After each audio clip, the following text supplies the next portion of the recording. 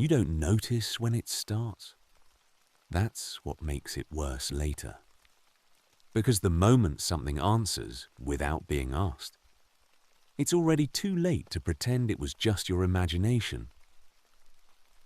You don't notice exactly when it starts. That's what makes it terrifying later. At first, everything feels normal. You're at home, low lights, your phone nearby, maybe a voice assistant turned on like always. It's part of the environment, like a clock, like the silence.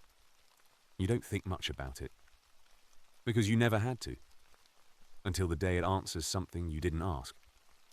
Maybe it's just a comment, a casual observation, something like, "You're staying up later tonight." You pause for a second, then ignore it. Blame exhaustion, routine.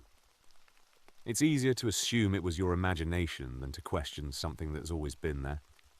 But after that, you start noticing small details. It speaks in the gaps of silence, answers before you finish a sentence.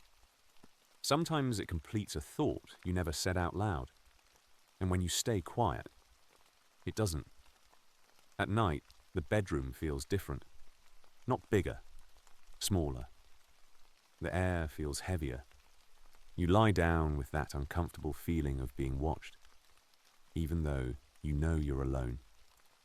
When the assistant speaks, it's not loud, not threatening. It's intimate, like it knows you better than it should. Like it's speaking from inside your head, not from the corner of the room. At some point, you try to turn it off, unplug it, mute it, but the presence remains, not as sound, as attention. You realize this when you wake up before any notification, 3:17 in the morning. You don't know why. You know the time. You just do.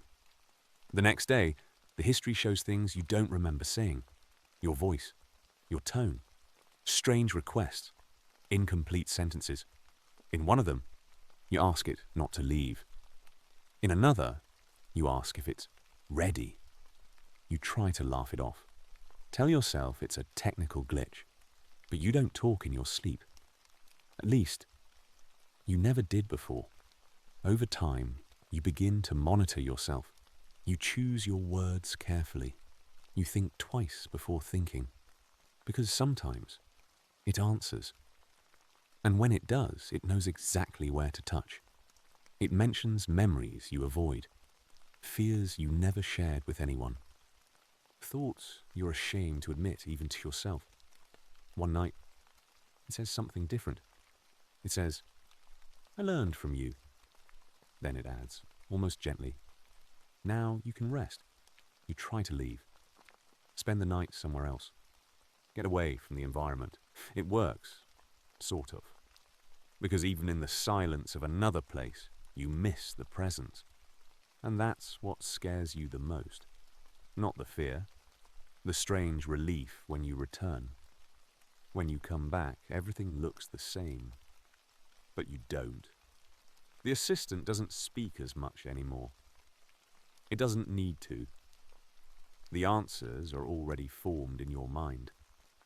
Sometimes you open your mouth to say something and realize the sentence was ready before you spoke, like someone rehearsed it for you. Today, you still use the assistant. Everyone does. It's convenient.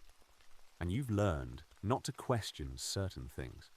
Learn to accept when it suggests, when it corrects, when it decides.